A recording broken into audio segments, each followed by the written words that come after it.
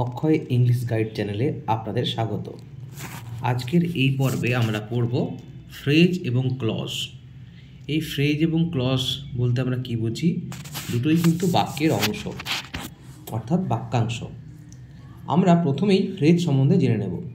Phrase কি না, phrase হলো পার্ট অফ সেন্টেন্স, অর্থাৎ সেন্টেন্সের অংশ, which don't have any finite verb, অর্থাৎ যার কোনো ফাইনাইট ভার্ব নেই। ফাইনাইট ভার্ব কি? ফাইনাইট ভার্ব হলো যেটা বাংলায় আমরা সমাপিকা ক্রিয়া পড়ি, অর্থাৎ যার কর্ম আছে। আরও সহজভাবে বললে, যে কর্ম আছে এমন কোনো সমাপিকা ক্রিয়া যে বাক্যাংশে থাকবে না, সেটা হচ্ছে ফ্রেজ। তাহলে অবশ্যই উল্টোটা হবে, ক্লজের ক্ষেত্রে তাকে থাকবে, সেক্ষেত্রে ফাইনাইট ভার্ব থাকবে। তাহলে বেসিক যে ব্যাপারটা আবার বলছি, ফ্রেজ এবং ক্লজ দুটোই বাক্যের অংশ, কিন্তু দুটো আলাদা পার্ট কেন? ফ্রেজে ফাইনাইট ভার্ব থাকে, সহজ কথায় ভার্ব থাকে, কিন্তু ক্লজে থাকে না। আমি ফ্রেজের গঠনটা একটা বোঝানোর জন্য একটা উদাহরণ দিয়ে বোঝাচ্ছি। একটা লাইন তোমরা সবাই দেখতে পাচ্ছ, the good students of the class are present. এই অংশের মধ্যে ফ্রেজ কোনটা? যতটা আন্ডারলাইন করা আছে, অর্থাৎ the good student of the class. এখানে ডি অংশটি হচ্ছে ডিটারমিনার, প্রি মডিফায়ার হলো গুড, হেড যেটা মেন অংশ যাকে নিয়ে বলা হচ্ছে সেটা হচ্ছে স্টুডেন্ট, আর অফ দ্য ক্লাস হচ্ছে পোস্ট মডিফায়ার। এতটা ক্লিয়ার? এই একটা বাক্যের দিকে তাকাও, the good student of the class, এই অংশটি হচ্ছে ফ্রেজ। আপাতত এইটুকুই বোঝো। তাহলে এত অংশ ফ্রেজ। এবার ফ্রেজকে আমরা ভাগ করছি কীভাবে? Noun phrase, verb phrase, adjective phrase, adverb phrase এবং প্রিপোজিশনাল ফ্রেজ। সেই অর্থে ফ্রেজ বোঝার আর ডিটেলসে কিছুই দরকার নেই। যদি খুব সহজে বুঝতে চাও, কতগুলো উদাহরণ দিয়ে আমরা বুঝবো। নাউন ফ্রেজ মানে কি? বাক্যের একটা অংশ যেটা নাউনের মতো কাজ করবে। নাউন মানে আমরা সবাই জেনে এসেছি, নাউন মানে কোনো কিছুর নাম বোঝায়। এইখানে একটা লাইন দেখো, he has a good student of music, he has a good test of music. তার কি আছে না, ভালো মিউজিকের সম্বন্ধে টেস্ট আছে, মানে ভালো মিউজিক যে শুনতে পছন্দ করে। তাহলে তার কি আছে? কি এর উত্তর যেটা হয় সেটা তো নাম হয়। আমরা কাউকে যদি জিজ্ঞেস করি তোমার নাম কি, অর্থাৎ কি বললেই তাকে আমরা কি উত্তর পাই? এটা নাউন উত্তর পাই। তাহলে এটা হচ্ছে নাউন ফ্রেজ। কত সহজভাবে মনে রাখা যাবে, যে বাক্যাংশর কি এর উত্তর দেয় তাই হচ্ছে নাউন ফ্রেজ। এরপর একটা ভার্ব ফ্রেজ নিয়ে আলোচনা করব, his project come to an end. এই কাম টু অ্যান এন্ড হচ্ছে একটা ফ্রেজ। ক্লাস 7 বা 8 থেকে ফ্রেজের কাজ শুরু হয়, ফ্রেজ ক্লজ একদম 12 অবধি চলে। তো সেক্ষেত্রে গোড়া থেকেই খুব ভালো করে বুঝতে হবে ফ্রেজ আমরা কেন শিখছি, ক্লজ আমরা কেন শিখছি।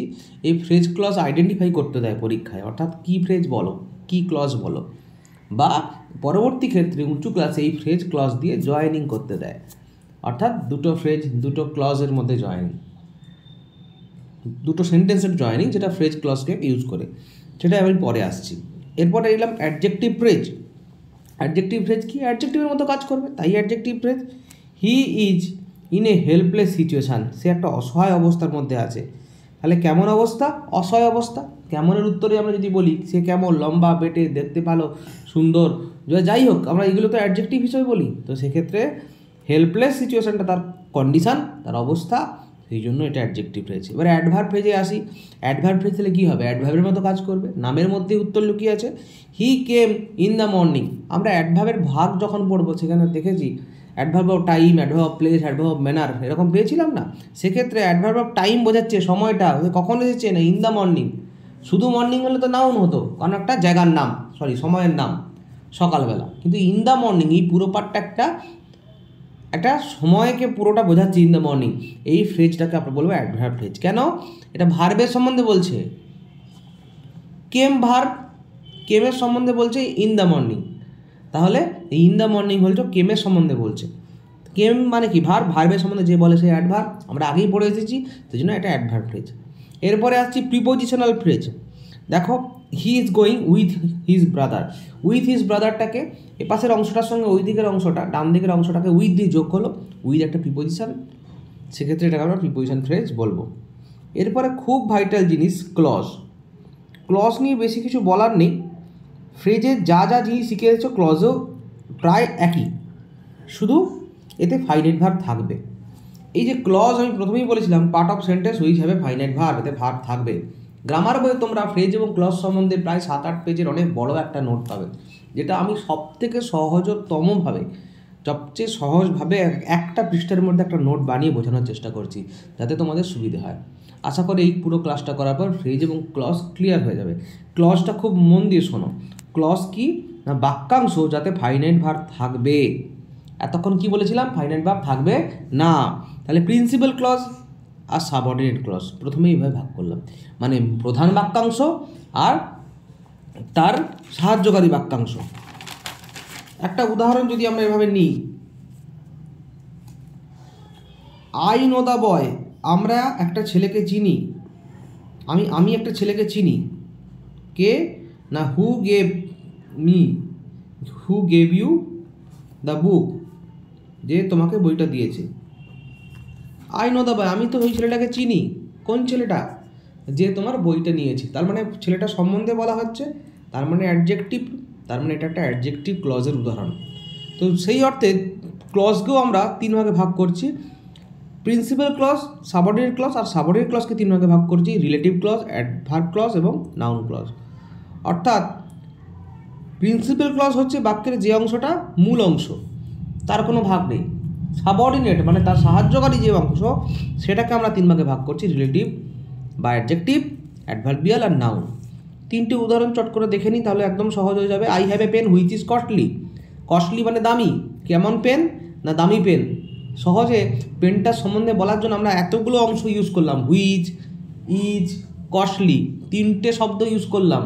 এই 3টে শব্দ মিলিয়ে বাক্যের যে অংশটা, এটা হচ্ছে একটা ক্লজ। কি ক্লজ? Adjective clause. কেন অ্যাডজেক্টিভ ক্লজ? কারণ এটা অ্যাডজেক্টিভের মতো কাজ করছে। অ্যাডজেক্টিভ কী করে? দোষ, গুণ, অবস্থা, সংখ্যা, পরিমাণ বোঝায়। এক্ষেত্রে পেনের গুণ বোঝাচ্ছে, কেমন পেন, দামি পেন, হুইচ ইজ কস্টলি। সহজেই বোঝা গেল এটা হচ্ছে অ্যাডজেক্টিভ ক্লজ। এরপরে আসবো অ্যাডভার্বিয়াল ক্লজ। অ্যাডভার্ব কাকে বলে? ভার্বের দোষ গুণ বোঝায়। এখানে একটা ভার্ব কি, ওয়েট হেয়ার। ওয়েট মানে ভার্ব, অপেক্ষা করো। অপেক্ষা করা তো একটা ভার্ব। এই অপেক্ষা করো কখন না, until he does not come, যতক্ষণ না সে আসে। এই যতক্ষণ না সে আসে, এই পুরো অংশটা কার সম্বন্ধে বলছে? অপেক্ষা করা সম্বন্ধে, তাই না? অপেক্ষা করো না যতক্ষণ না সে আসে। এই যতক্ষণ না সে আসে পুরোটা ভার্বের সম্বন্ধে বলছে বলে এটা একটা অ্যাডভার্ব। আর এটা একটা শব্দ তো নয়, শব্দগুচ্ছ বা বাক্যাংশ, এই জন্য এটা অ্যাডভার্ব ক্লজ। আর ছোট্ট কথা নাউন ক্লজ দিয়ে শেষ করব। I know that he is honest. পরীক্ষায় কি পড়বে? পরীক্ষায় লাইনটা তুলে দেবে, I know that he is honest. বলবে কতটা ক্লজ আগে আইডেন্টিফাই করো। আন্ডারলাইন করতে হবে দ্যাট হি ইজ অনেস্ট। কি ক্লজ না, নাউন ক্লজ। দেখো এখানেও আমরা কি দিয়ে প্রশ্ন করলে উত্তরটা পাবো, I know that he is honest. আমরা জানি, কি জানি? কি এর উত্তর? যে সে হয় সৎ। এই যে সে হয় সৎ কথাটা কি এর উত্তর? তো এই কি এর উত্তর যা হয় সেটাই নাউন। আমি এর আগেও বলেছি ফ্রেজ বোঝানোর সময়। সেক্ষেত্রে নাউন ক্লজের উদাহরণ আমরা একটা পেলাম। তোমরা গ্রামার বইয়ে আরও অন্য উদাহরণ থেকে প্র্যাকটিস করবে। আপাতত এই ক্লাসটা এখানেই শেষ হলো। অবশ্যই চ্যানেলটি লাইক এবং সাবস্ক্রাইব করতে ভুলবে না।